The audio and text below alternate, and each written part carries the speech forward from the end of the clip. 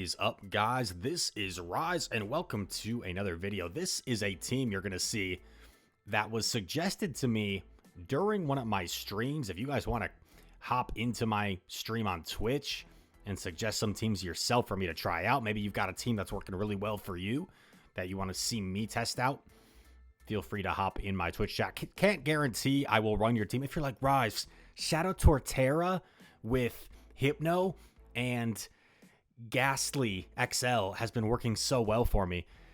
I don't have an XL Ghastly, unfortunately, so I probably won't use that team recommendation. But this team was recommended, and it worked out quite well for us for 2 sets at least. And we lack a turn there. That's unfortunate. But Charm 9 kind of makes sense from the person that recommended this team, because they were saying how Noctowl is nowhere to be found, really. And now Charm is going to be more effective against more things, right? There's still a lot of Lantern. There's a lot of Medi. Powder Snow Ninetales is a pretty neutral matchup against Medi, whereas Charm does really well against it. And here in this first game, unfortunately, we get a little bit RPS'd by the back line. But we don't give up in terms of the remaining battles in the set. This game, we do give up. We do give up in this game by no shielding here, because there's still a whole healthy Toxapex waiting for us. So we are going to just take these moves. I like to say, if you're going to lose, go down 2 shield flexing. So we save our 2 shields for the next battle. And we'll see who we get this time. Recentering that a little bit. VJ, the next opponent. And we saw so many Lickitung leads this day. Lickitung was absolutely everywhere. So what I liked to do for Lickitung leads was I would chip with 4 charms and then go into Medi. The reason for this was I wanted to lure out a flyer. And we do that this game. And Shadow Gligar, one thing that's rough about Shadow Gligar, if it does not shield that Ice Punch, you are going to be able to counter this thing down. And I didn't want to risk losing the CMP there. So that's why I elected to not throw my Ice Punch. And look at this. We actually win. We actually take the Aerial Ace, excuse me. And we come out of the matchup with an Ice Punch. So I'm going to throw this at Lickitung for some chip damage. And we actually get a shield. That's massive. Bit of a misplay from the opponent. They probably overestimated how much energy we had. And now we get to align our Diggersby on Lickitung, which isn't like a super dominant matchup, but it's pretty solid. And this is a dominant matchup. However, this is not completely over, because what's a little bit scary is that Power Whip from the Lickitung is going to be threatening towards us. We have to kind of shield this, because that would be a tough mud shot down for our Diggersby. We come in here. I'm really hoping we get the shield here, so we can just land a move on Diggersby. We do get the shield. So if he had let that go, well, actually, if he had let that go, we probably get the mud shot down. So he made the right decision. And I realize here, you know what? I don't think I can reach Hyper Beam before Power Whip plus Body Slam. So I'm going to have to settle for the Scorching Sands and hope this is enough. Come on, Diggersby. Scorching Sands. Boom. Knocks out the Lickitung and gets the dub. That's a cool animation, by the way. I like that Scorching Sands animation. Let me know in the comments, what is your favorite charge move animation? I think Gunk Shot has always been one of the top picks. Superior lead, so not amazing with Charm, because we're gonna get significantly outpaced here. They also have the option to bait us with Aerial Ace, which is not great, and the tankiness of Superior allows it to get to multiple moves here before going down and succumbing to the charm damage. We throw the Weather Ball. We get a shield back. And nice timing from the opponent. I am going to invest in a second Protect Shield here. It is the Frenzy Plant, so I can charm down. He actually goes into Dugong. I stay in to do 5 charms and then swap right when they get to their move. Not necessarily a catch, but just doing some charm damage while I'm not really threatened. And then I'm going to come in here with Medi. Now, Dugong is dry here, so I know if I can KO in 8 counters, I can farm all the way down 5, 6, 7, 8 counters. We come out with all this energy, which is quite nice.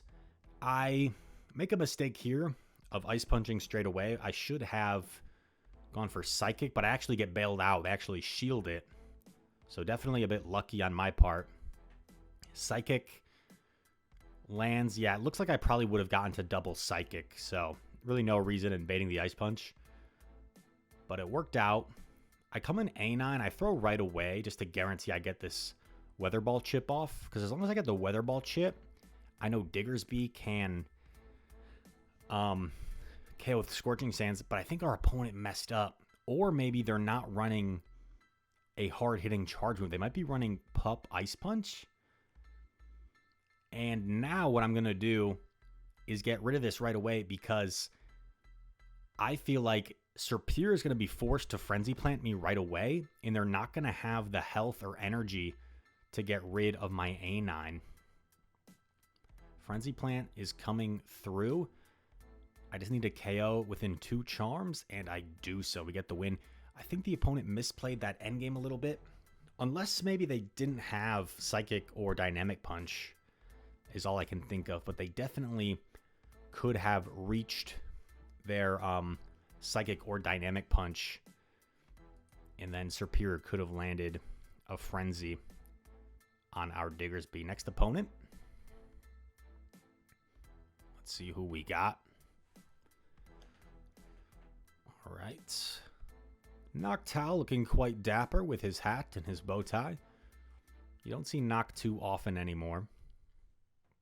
But our back line doesn't really love to see Noctowl, so we are going to definitely stay in here with our Alola Ninetales. I'm going to let this go through, and the opponent, with a smart play, goes for the Shadow Ball. It's going to allow him to actually farm down here. And now I'm just hoping that I can counter down before Noctowl gets to 2 Sky Attacks. I am fully comfortable shielding up the first one because we need to get rid of this Noctowl. And luckily they don't reach the second Sky Attack. In comes Jellicent. So I'm going to go for the Psychic here. And then we're going to try and get a little bit fancy here. I do 4 counters. And I go for the catch. Did we catch the Shadow Ball? Come on. Yes, let's go. Resisted Shadow Ball on the normal type. Puts us in a pretty solid position. Surf is going to be scary here. Doing some big damage. I go for the Scorching Sands. I feel like this should just about KO from here. Scorching Sands from Diggersby gets shielded. I'm going to take this. I did think about shielding because the fact that he's staying in tells me he doesn't have a great answer to the Diggersby.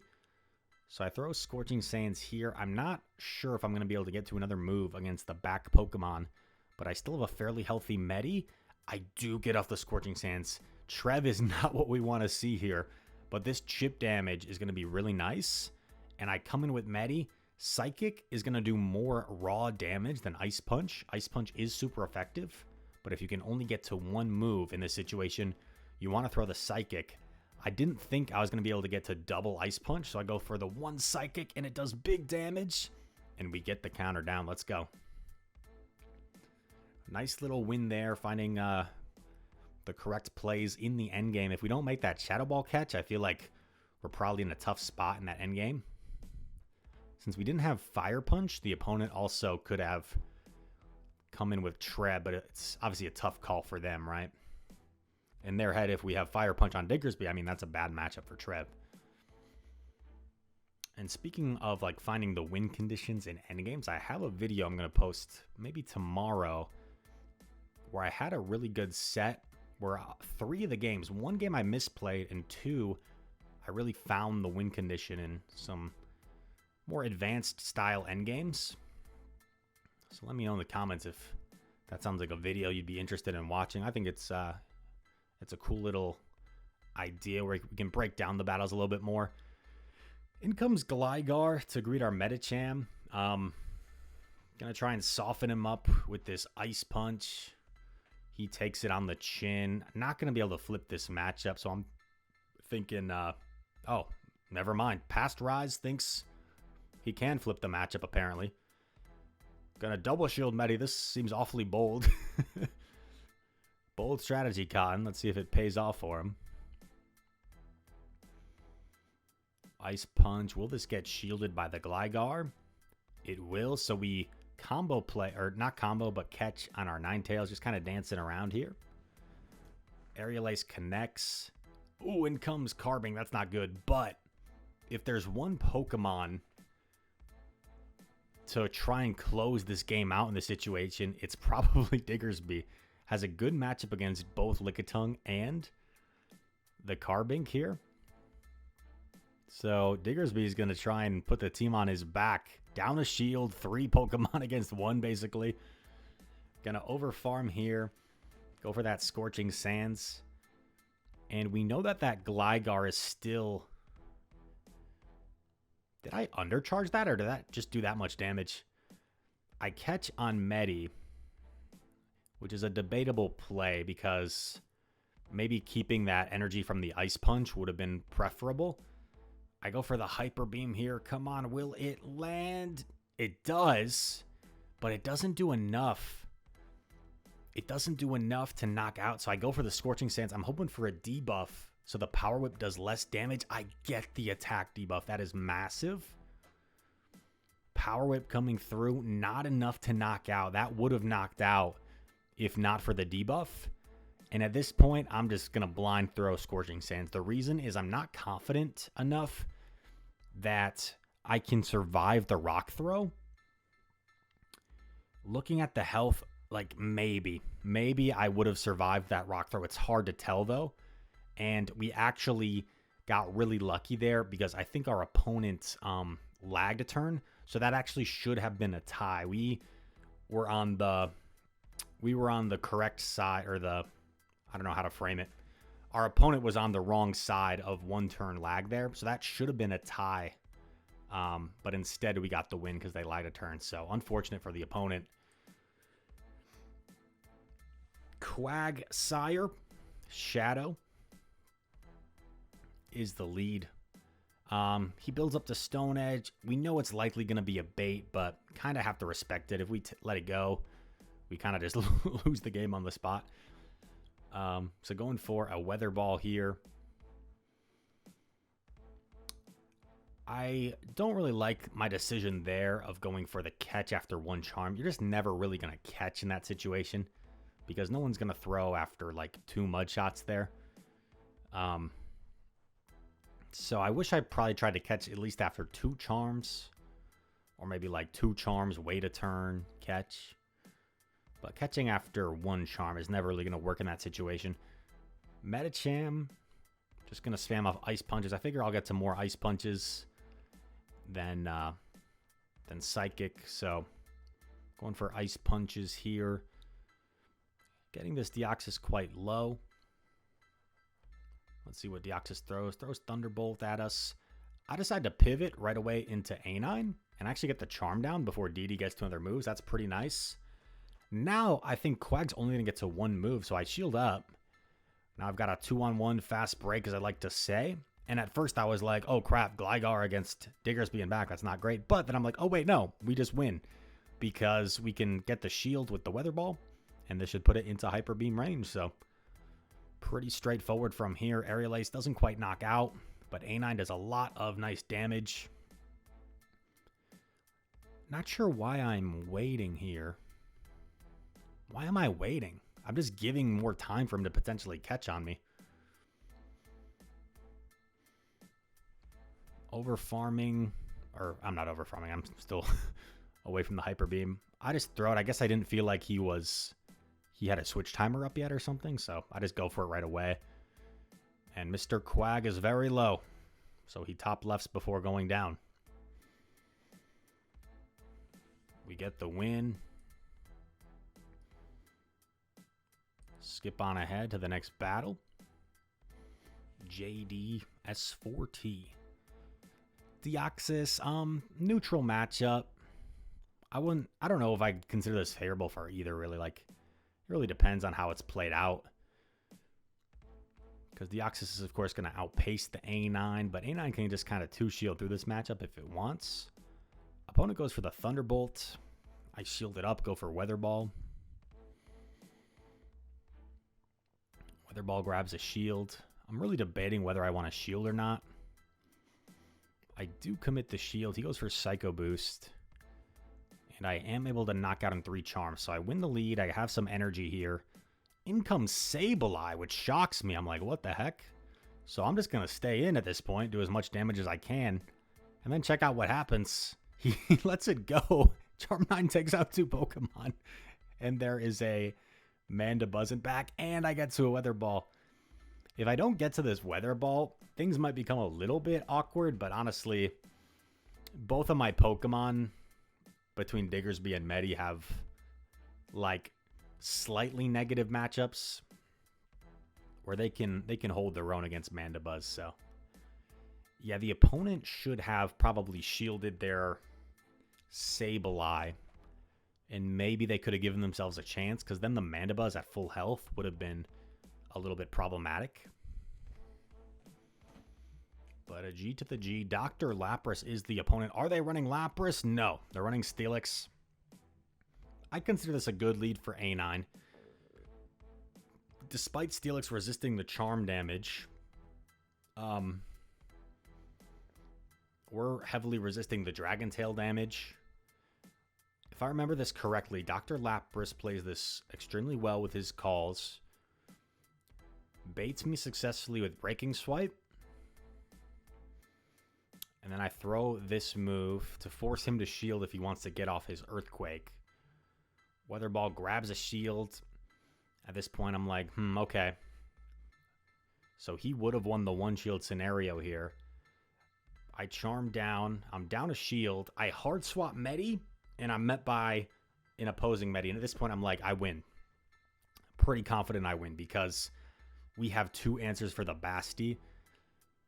And as long as we do enough damage, where A9 can clean up this Medicham that we lured out, we should be smooth sailing. I bait the Ice Punch here just because I feel like he kind of has to shield at this point. Kind of have to shield to get rid of our Medicham. He also kind of has to throw Psychic here because Ice Punch wouldn't be enough. I come in right away with A9. Don't want to let him dip out of here. He gets to a move, but it's just a pup. We swap Diggersby, and opponent recognizes that is game over. That is game over. That's the Hot Pocket team. The Steelix, Pup, Medi, Basti team. I don't promote that team. Kind of toxic, but I can see how it would be effective. Because if you see a counter user, you can just soft lose with Steelix. And then Basti should be free in the back. So it could be a pretty annoying team to face depending on your team comp. Opponent gives us a free sneak here. So that's good for us. They Psycho Boost. And they actually don't dip. Which caught me off guard. So I'm forced to throw a Weather Ball here. We knock out DD. They seem content taking shield advantage. In comes Gligar, and this is not great for us. I don't feel like I can give Gligar this much of an energy lead, so... Oh, never mind. I was going to say I'd probably hard swap here, but no, I guess I do give him the big energy lead, and I come in with Diggersby thinking, okay, if there was DD and Gligar, hopefully the back Pokemon is going to be weak to the Medicham. I take another dig on the chin. Diggersby looking kind of cocky, to be honest. He's got his eyes closed, it looks like, and he's throwing Hyper Beam with his eyes closed. Swap in Medicham. Don't know what's in the back right, so I decide to take the Aerial Ice. I know it's going to hurt, but I know I can survive. He goes for the catch, and unfortunately this doesn't look great for us. Because how are we going to take out that Gligar is the problem. I'm debating what I do here. Like, do I shield? Do I not shield? The problem is if I shield and I take out Licky, I simply just get I simply just get farmed down. Or no, if I shield to take out Licky, yeah, I get farmed down by Glide, and then Glide just takes me out. So I kind of concede here by not shielding the move. I go for Scorching Sands because the reason I overfarm so much, right, is the licks are going to do less damage than the wing attacks. I go for Scorching Sands for kicks and giggles, I guess. Obviously, it's not going to KO, but we threw it anyway. And we fall there. But with one battle remaining, can we end the video on a dub? Let's see. Who we got? 46 Potato? Positively, this is where we want to see the Gligar with this team. They stay in. So it seems like they might have a charm weakness in the back if they're staying in this matchup. I let it go trying to call the Aerial Ace bait, and it's actually a Night Slash bait, which is pretty nice for me. I do a couple charms, then go into Medicham. One concern I have at this point is he could be trying to like lure out the Medicham, so I'm hoping it's not some sort of core breaker in the back. But it could also be his own Medicham. That's a possibility. He lets the Psychic go through on Greedent, which is good for me. So Medicham is going to be able to win this matchup comfortably. He does get the attack, or sorry, the defense drop. I do get off my Ice Punch here. This is probably going to force a shield, but Gligar does have energy at this point. Going to wait out my timer, and I decided not to throw Weather Ball right away because I thought the catch seemed kind of obvious. And now we're in a pretty good situation here because we still have both of our shields. So as long as Diggersby can get rid of this Lantern, our A9 should be able to just 2-shield charm through everything. We throw on CMP, totally fine. We just want to get rid of Lantern at this point. Scorching Sands would, of course, KO at this range. We get the attack drop. And I just throw right away. Oh, I guess I don't throw right away. And I just let this go. Because at this point, I'm like 2-shield charmer. I'm totally chilling. I throw a Weather Ball instantly, and he makes a catch. And my thought process was like, even if he does catch, I mean, that's fine. Because I just charmed out Lantern, right? So it's a situation. Sometimes, like, you know the catch is a possibility, but it doesn't matter, right? It's like, if they catch, so what? So we end on a 4-1 there. Collect our little Meryl as a reward. And we go to 28-23, closing in on that legend rank.